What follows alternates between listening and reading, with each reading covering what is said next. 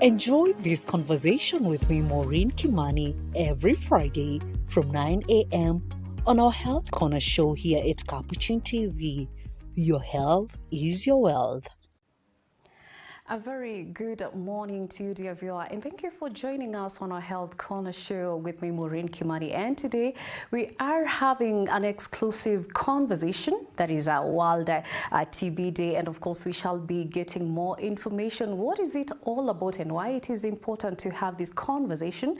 And of course, every year on 24th of March, it is a day to create awareness on the impact that TB has on individuals and society. And of course, this year's theme that is Yes, We Can End TB, Commit, Invest and Deliver. And of course, I'm not going to be having this conversation alone. I'm very delighted to be joined by one of the extinguished guests here with me, that is Father Lawrence. And of course, he is going to introduce himself and telling us more about himself and what he does. And in case you'd love to be part of this conversation, please do not hesitate to reach out to us on 0717 424 866, or you can use the SMS number that is 21760 so that we can work together and have this discussion with a lot of empathy. Well, allow me now to introduce my guest here with me. A very good morning to you, Father. Good morning, Maureen. Pleasure being here. It's good to see you. Actually, this is the first time I'm having you on this show. And it's indeed my pleasure. I've always looked up to this. Yes. All right. Thank you, and for making time to be here to engage on this conversation about tuberculosis. And kindly, because it's the very first time we are having you here, could you kindly tell us, the viewers, who you are and what you do? Pleasure. I'm Lawrence Munyao, a Catholic priest belonging to the Capuchin congregations. I was ordained last year in the month of May. As I'm still a young priest. I'm a nurse by profession. I graduated some times back from KMTC, and currently I'm pursuing my bachelor's in science in nursing at the Aga Khan Medical School. It's in Parklands, one of the best in Africa. And I'm also an employee of the government of Kenya, working at Machakos Level 5 Hospital. Thank you, Mom.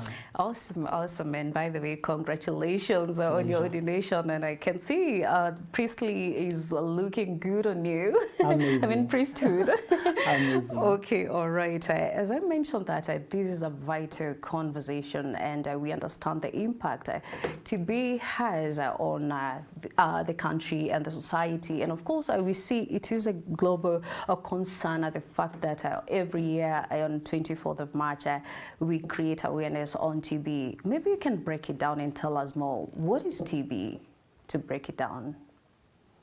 Good. TB, to begin with, it's a bacterial disease. It's caused by a bacteria, Mycobacterium bacilli, actually Mycobacterium tuberculosis bacilli. And it affects people, especially through cough. But not every cough should be categorized as a TB cough. But it spreads mostly through cough. And when someone coughs and the droplets land on the hair, other people ingest them through breathing. And that is how TB is spread. But majorly, it's a bacterial infection. Yes. It affects the lungs. Once someone has breathed those bacteria on the atmosphere, they are ingested in the lungs. And then they develop, they build up, they mature, and then someone weakens with tuberculosis. Thank you, Maureen. All right. Thank you very much for that introduction.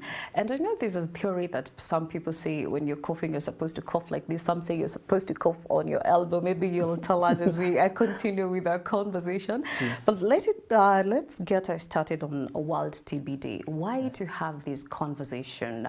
Why is it a big concern to global and, of course, to our country? And we can also talk about the theme. There is, yes, we can end TB in terms of commitment. That is commit, invest, deliver. Maybe you can expound more about the theme and, of course, why it's a big deal to have this conversation and to have World TB Day. Amazing. It's very necessary in 21st century. You can imagine with all the developments in science, in medicine, in technology, some people are still suffering out of tuberculosis. So it has come to be a global concern that the same way we ended polio, then we can as well end tuberculosis. And therefore, there is a creation of awareness in the world. That is why we are celebrating the theme. Yes, we can end tuberculosis. So the world is getting concerned that we cannot lose lives any longer because of this tuberculosis, which can be treated and which is actually highly treatable. What is the only lacking gap is awareness. And that's why we are here in Capuchin TV. Yeah. Other forums in the world, people are discussing the same, that yes, we can end tuberculosis and improve life for people.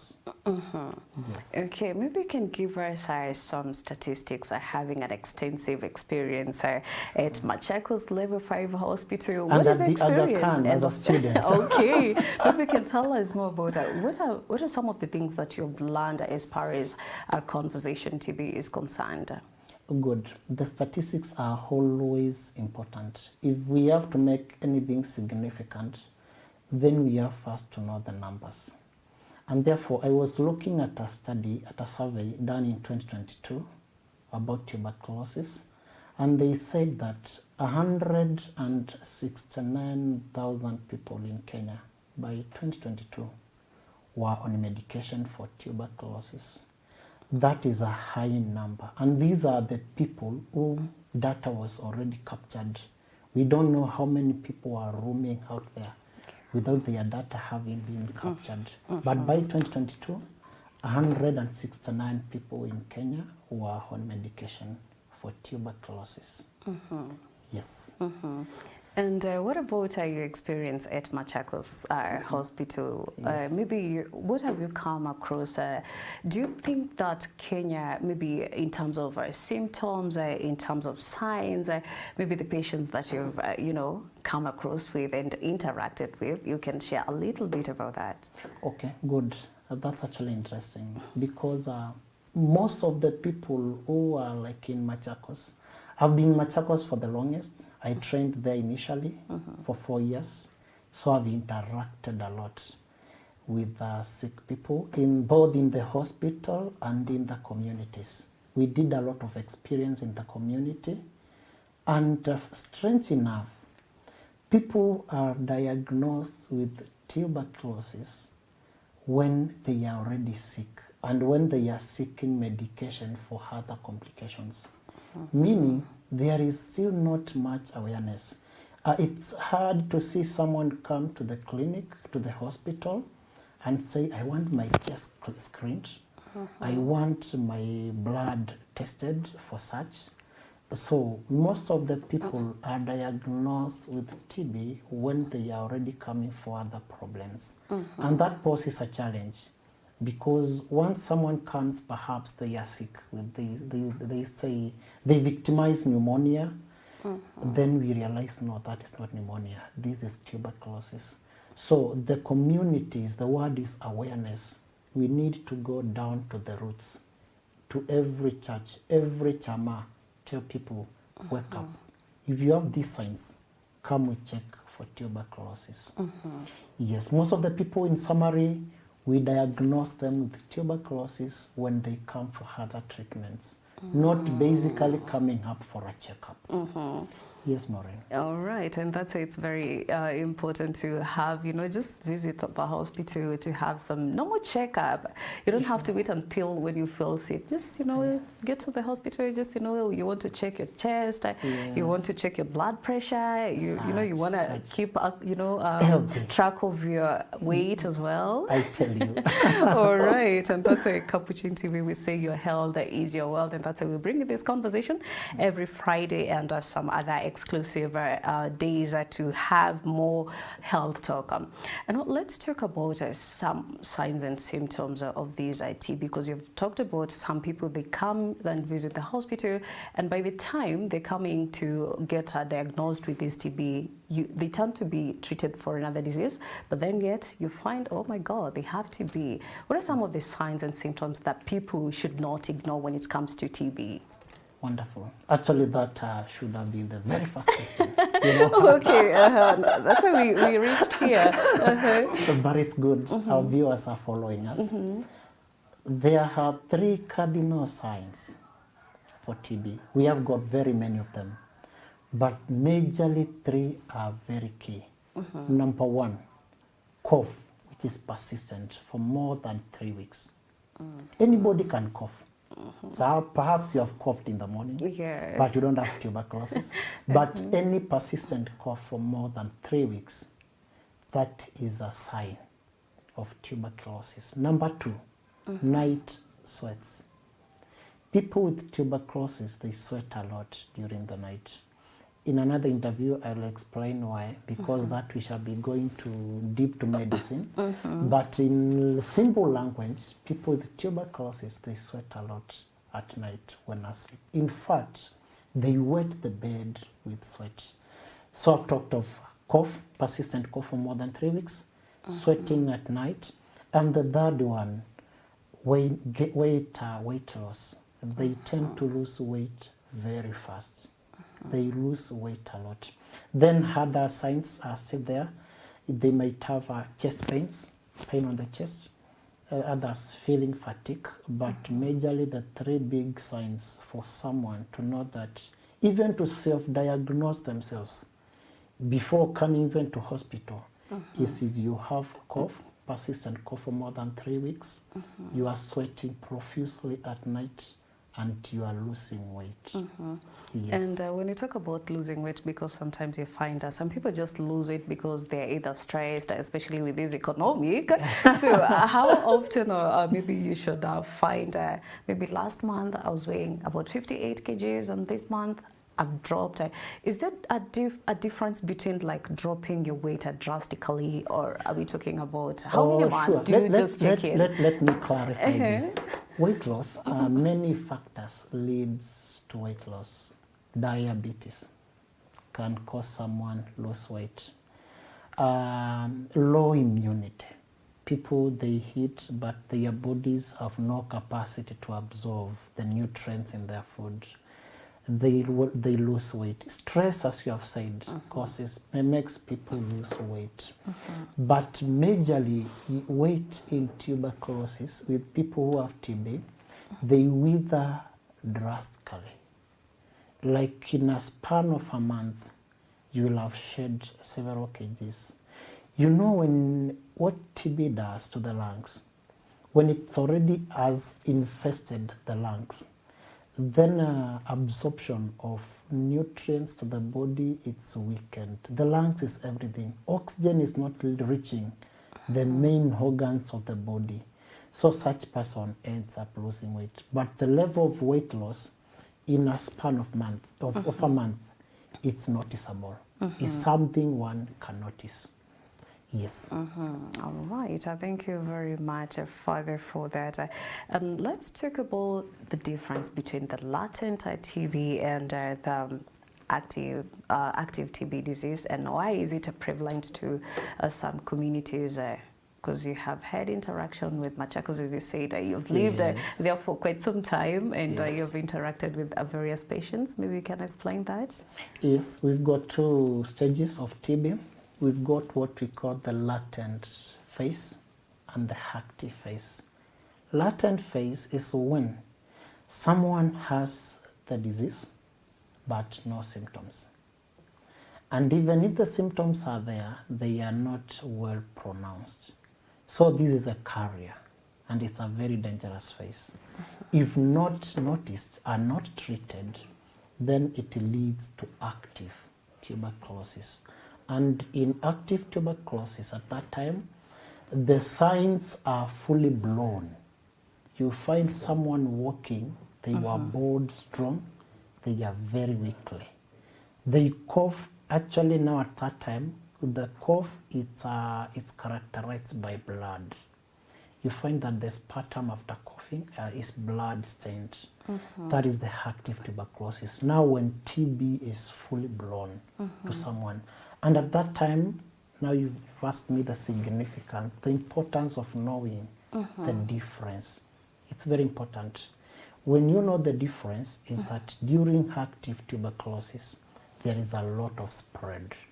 Someone coughs here, and we are all vulnerable for tuberculosis.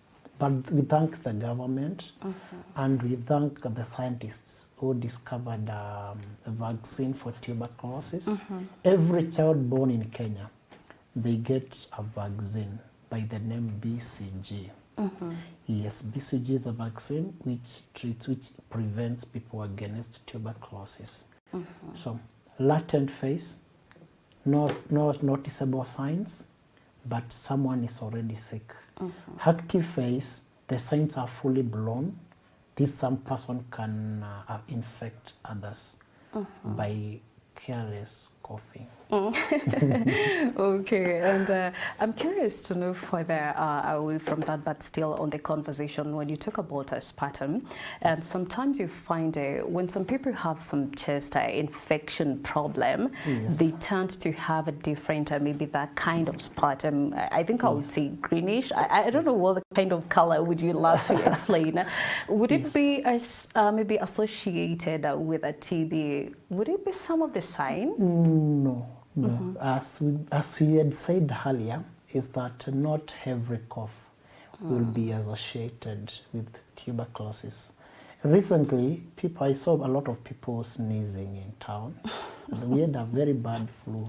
Some of my classmates in Aga Khan, and I greet them right now, they were saying that we have another COVID, and but I told them, use low tones. Don't go out scaring people. But people were really coughing. And then it was treatable with antibiotics. So such cough is common. Actually, cough is a defense mechanism for the body.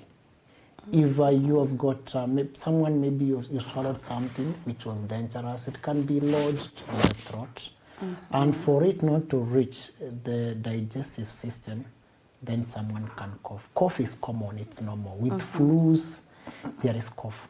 So not every cough that we can characterize as tuberculosis. Okay. Yes. All right. Thank you so much for that thought-provoking conversation. And of course, it's very enlightening to have and to learn about TB as we create awareness on the World TB Day. And well, let's talk about who is at risk of having this TB, and do we have a certain age that you can? I don't know if kids, because some of the times when you talk about conversation about health issues, you find that even we talk about diabetes, even kids are affected by this diabetes. Do kids get TB, or do we have a certain age that you can tell us more about? Everybody can suffer from TB, including kids. In fact, they are vulnerable.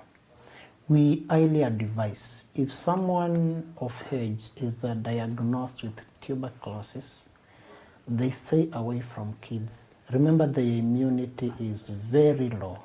So kids indeed can suffer from tuberculosis. And I say they can because remember, they have also already been given a vaccination. That vaccine really helps them.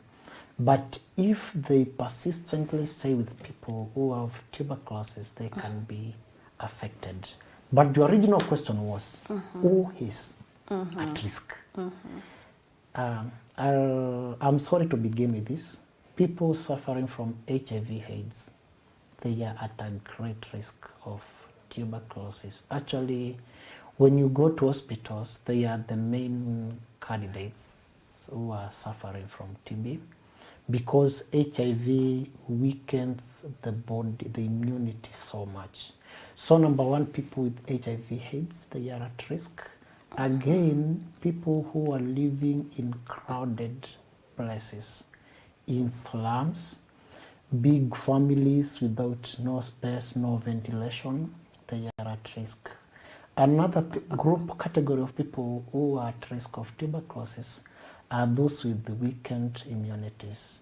Good diet, healthy diet is very important. Balanced diet, it helps the body boost its immunity. So majorly we'll speak of those three: HIV and AIDS people, those who are suffering from that, people living in overcrowded places, and the people with the weakened immunity. They are at risk, great risk of conducting tuberculosis. Okay. Yes, Maureen. All right, and maybe just to get back at you on your area of expertise, what are some of the challenges that you have encountered with the patients that who suffer from TB? Especially that there was a conversation on the freezing of, that's is still going on, and the government is trying to see that they can help the patients, especially that you mentioned about the relationship between the HIV patients and the TB patients. Yes.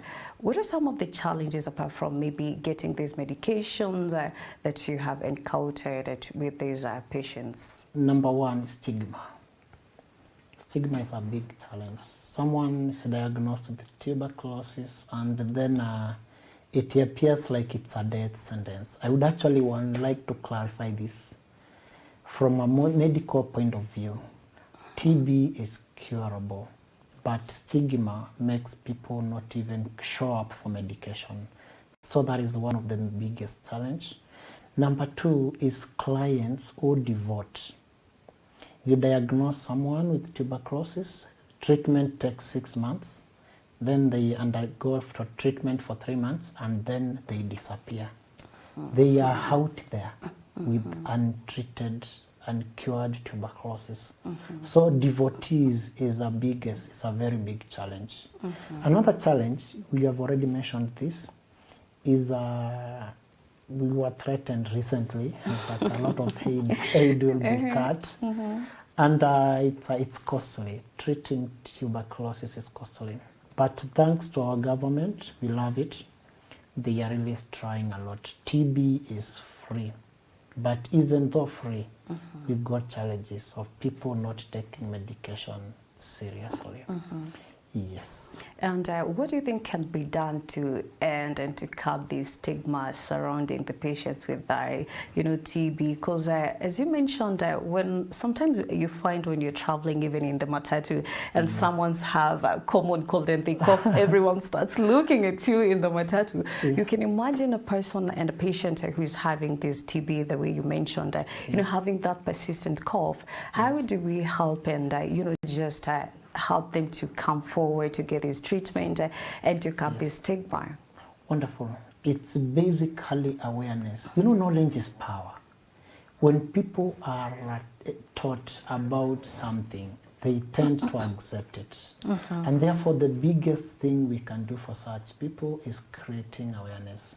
When people are educated, as we are doing here on our studio, people then tend to appreciate. They know, yes, I'm sick, but I need to get treated. So basically, it's creating awareness, Maureen. Once we create awareness, we educate people, then they will come out and say, yes, I'll take medication.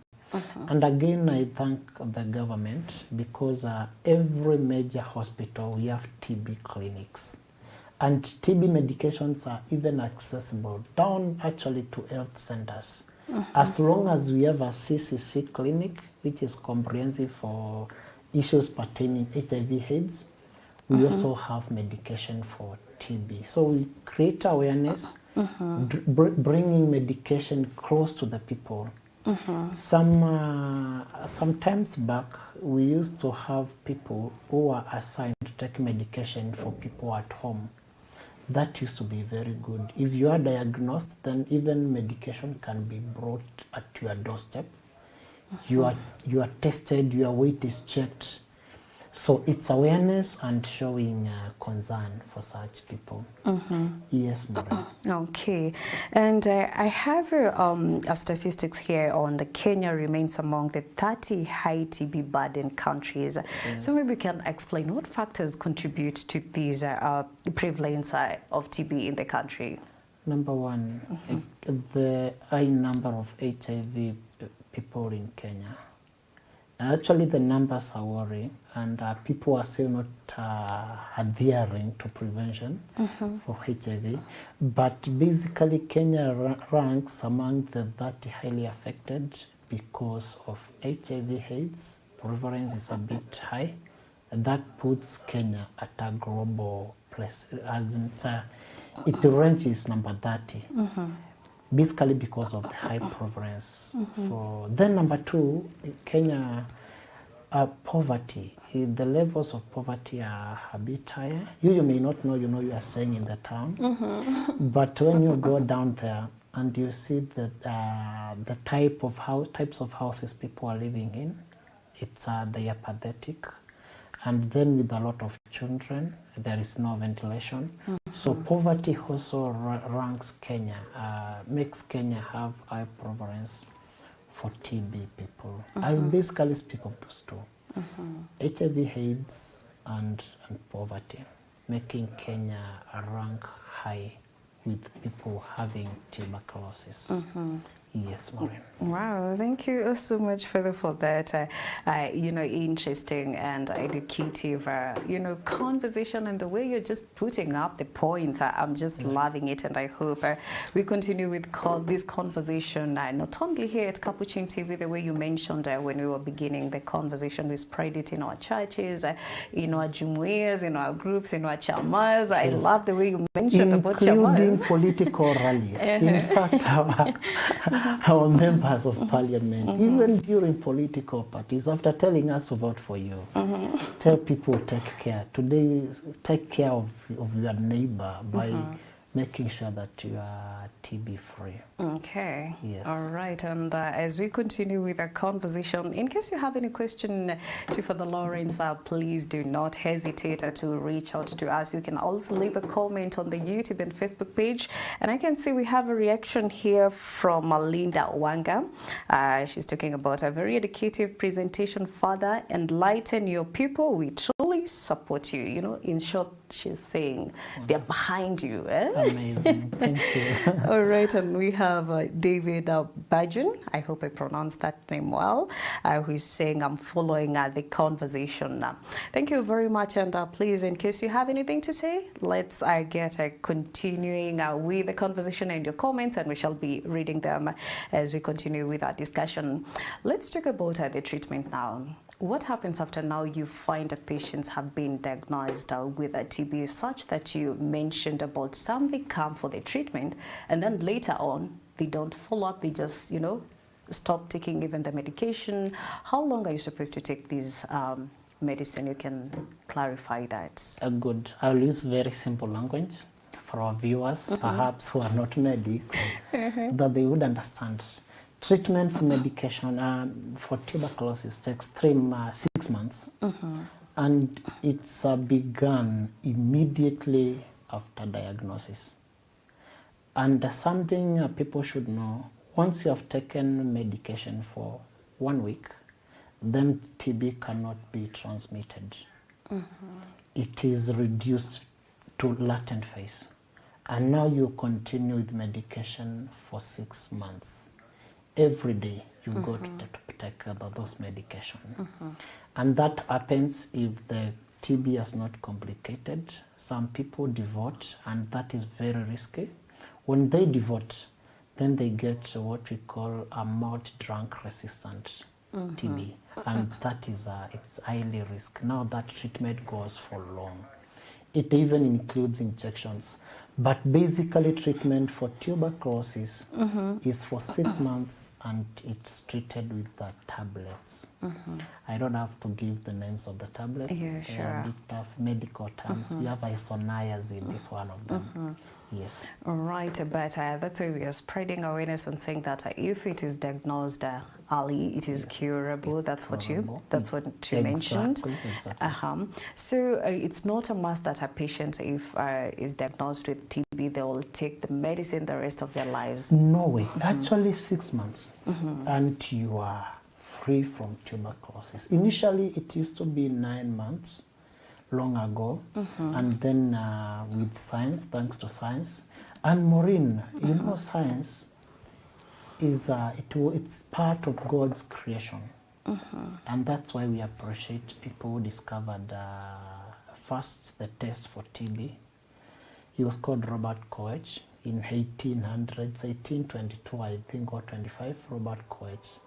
And so it's treatable. You take medication for 6 months, faithfully, every day, then you are good. But after 2 weeks, you cannot transmit tuberculosis if you are taking your medication faithfully.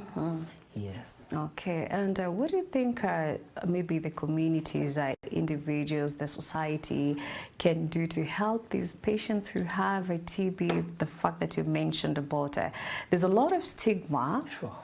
In the society, Yes. when it comes to patients with TB. How can local communities and people supporting families and relatives, support these patients who have TB? Because sometimes I feel when you are stigmatized, as you mentioned, Yes. maybe that's why even some of the patients stop their medication, and maybe we have, when we're having this conversation, there's a patient who was diagnosed with a TB, and they stopped taking the medication. At least they can see you, and you can help them to work through these step. And the fact that we are having this conversation on World Tuberculosis Day, and the impact of the individuals and society that it affects, and the impact it has to them. Maybe you can say something on that. Good. It's not one person's problem. If I am suffering from TB, then everybody around me should be concerned. And that is where the community comes in. That the people around those who are sick, they should be empathetic. Not pitying them, don't pity someone, but they should be empathetic and give them support. This support is in terms of love.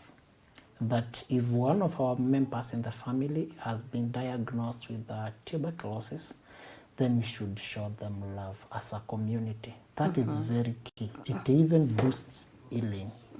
And when I talk of love, tuberculosis, people who have TB, because of the weight loss, because of the medication, they are very strong. They need proper diet. So if you know someone who is suffering from tuberculosis, even taking a bag of fruits for them, they even feel loved. Some will recover and say, when I was sick, I was being fed. But the communities should love those people who have been diagnosed.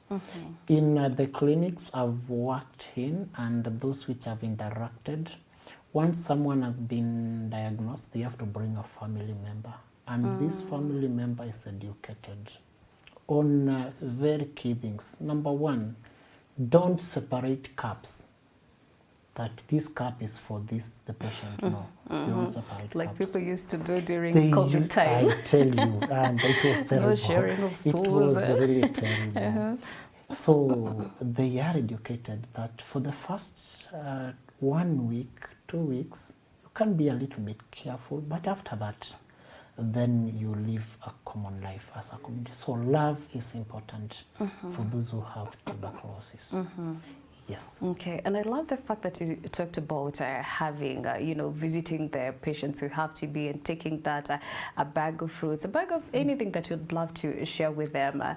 We're having this conversation on Lenten period, so it's a very nice way to make a charity. The right time now. To have some charitable work. Yes. And maybe talking about a diet part, because we understand some the way malnutrition affects and has a high, effect when it comes to, a TB, even to the patients. What is a balanced diet? Maybe even for those patients who have a TB, maybe they can change their diets of what they used to take, and if not, they can add to something on that. Wonderful. A balanced diet. This one we learned long way ago in school, in primary school and high school as well. But a balanced diet for a person with tuberculosis is that it should contain a lot of proteins, high protein diet. Again, fruits are important a lot because they nourish the body and they increase immunity. Then the rest of the things we know, like vegetables, starch, are also key. But for tuberculosis patients, we recommend high protein diet. Feed them on eggs, on milk, on meat, on soup, bone soup. It strengthens the body, and they recover too quickly, very soon, yes. All right. Wow. Okay, as one of the viewers talked about having this educative session and conversation, as maybe we wind up with a conversation as far as World Tuberculosis Day is concerned, what is that message you'd love to send to the patients and to the people and to the community to one way to curb the stigma and of course to spread awareness on the tuberculosis? Wonderful. Just as the name says, yes, we can end tuberculosis. Yes, we can stop TB. And the reason as to why we can stop tuberculosis is because being a bacterial infection, then it is treatable with antibiotics which are specific for TB. And if we can end it, it begins with you and I. Number one, understanding ourselves. Avoid overcrowded places, even if it's in the church and you find it's too small. Avoid overcrowded places. You can liaise with your pastors and have 2 services or 3 services. Again, if you've seen the symptoms which we have talked about, persistent cough for more than 2 weeks, sweating profusely at night, you are losing weight and you are not, you don't have an underlying condition, you are not diabetic, then you should seek medical attention. There is something else we haven't talked about called contact tracing. Contact, like we are two here. If you get news that Lawrence is down with something, and we spend a whole 45 minutes, close 1 hour together, then you should be careful. Oh, let me also go and check. So if you are staying with someone or you have stayed with someone who had tuberculosis, it's also good for you to be checked. And by so doing, we will definitely head, or rather bring to a standstill, tuberculosis. Yes. All right. Well, if diagnosed early, TB is curable, and yes, we can end TB. Thank you very much, Freddy, for making time and for sharing those beautiful insights to the viewers on World TB Day. It has been a very, informative session, enjoyous, and we've learned a lot. And we promise you that we shall continue spreading awareness. And in case we have missed out, you can also check on, you Google to check on more about TB. Yes, exactly. Yes. And we say that, remember that knowledge is a power. So if you know someone who has or maybe experiencing some signs and symptoms that we've been able to talk about, please help them seek medical attention on that, and let's work together to build a healthier Kenya.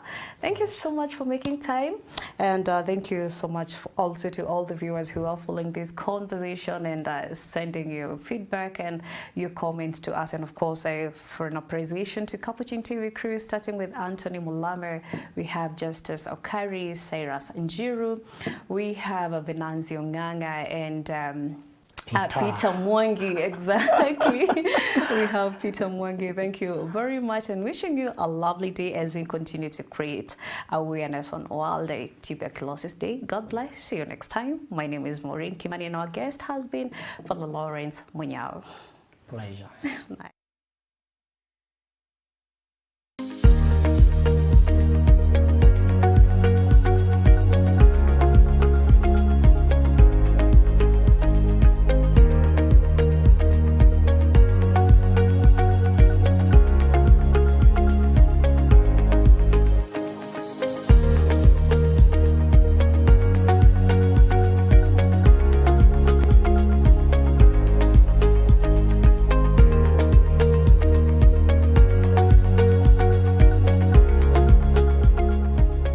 Enjoy this conversation with me, Maureen Kimani, every Friday from 9 a.m. on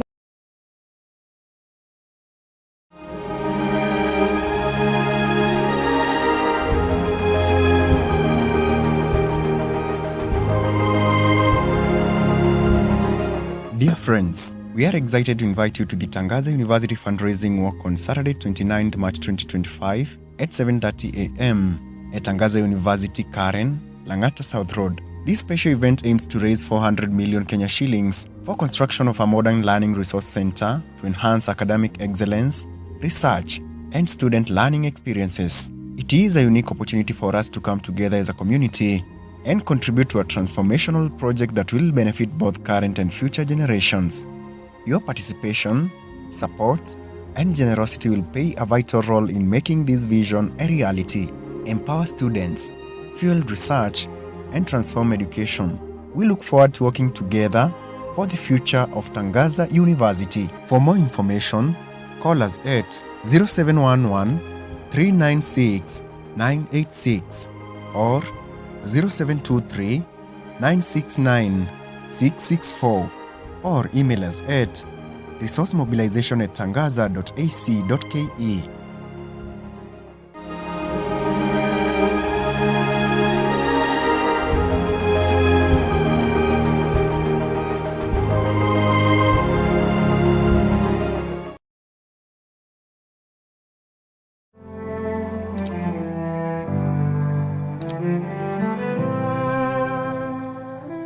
Capuchin TV. Sisi ni mahujaji wa matumaini, kwa maana tunaishi kwa imani. Tuendelee kuishi, kulinda na kuitetea imani yetu. Paybill number 510678. Account name capstv. Kitambulisho chako Katoliki. Kwa hivyo tunaomba viongozi wa Kenya wafasti nini? Wafasti corruption. Kwa sababu hiyo ndio wanapenda sana. Mimi nasema viongozi wa Kenya mkule nyama, kuleni nyama. Kuleni nyama kabisa, lakini mfunge nini? Corruption. Ili wagonjwa wakienda hospitalini wanapata nini? Dawa na matibabu. Kwa hivyo nyinyi viongozi wa Kenya, fungeni corruption na maovu mengine yote, kama kwa kweli you still believe in God. Kama ulivyo wingi wa nyota za angani, ninaomba Bwana uyajaze baraka maisha yangu. Rehema zinitiririkie, rehema zinitiririkie.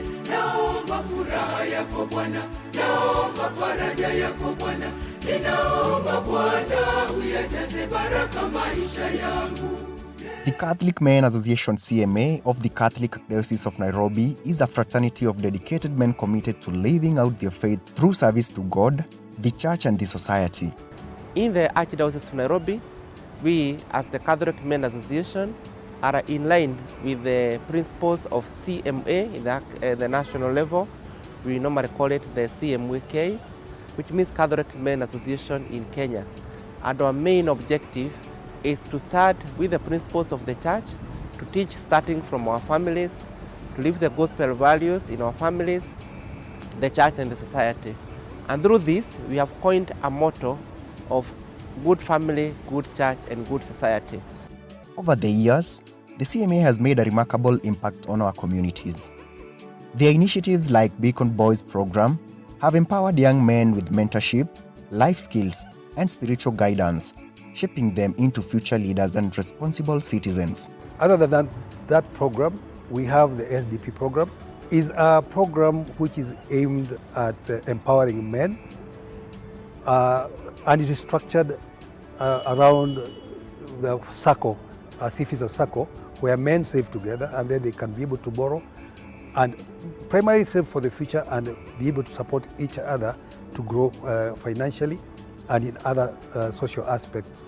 The CMA is embarking on an even greater mission, St. Joseph Technical Institute Kamulu, a center dedicated to education, skills training, and spiritual development. It is a project that is aimed at empowering young people in education, in technical education, and for them to be productive in our nation. And with the blessings of the Archbishop of Nairobi, His Eminence John Cardinal Njue, and we are very grateful to the support that we have received even after that from his successors. The project entails an institute, a technical institute for both boys and girls who have completed their O-level examinations. Up to now, we have spent around 145 million. Phase 1 is going to cost 200 million. In between, we had borrowed a small loan from CARITAS, so the total balance that we are waiting for is about 75 to 80 million shillings. I am appealing to all men, those who are registered and those who are not registered. It can facilitate us to accomplish this noble project so that we can have the admission of those young ladies and men so that they can be formed technically to be responsible Kenyans and also Christians in our respective parishes and churches. To channel your contribution,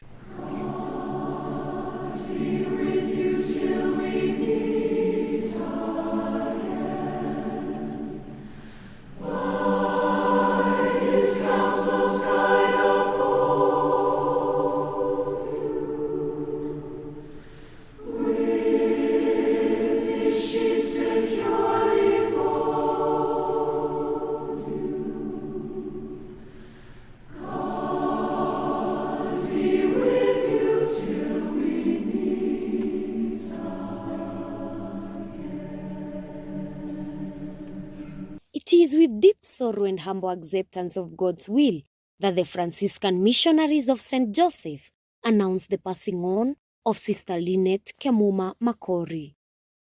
Born on August 10, 1995, in Nyamiobo Parish, Kisii Diocese, Sister Lynette devoted her life to serving others through the Franciscan missionaries of St. Joseph.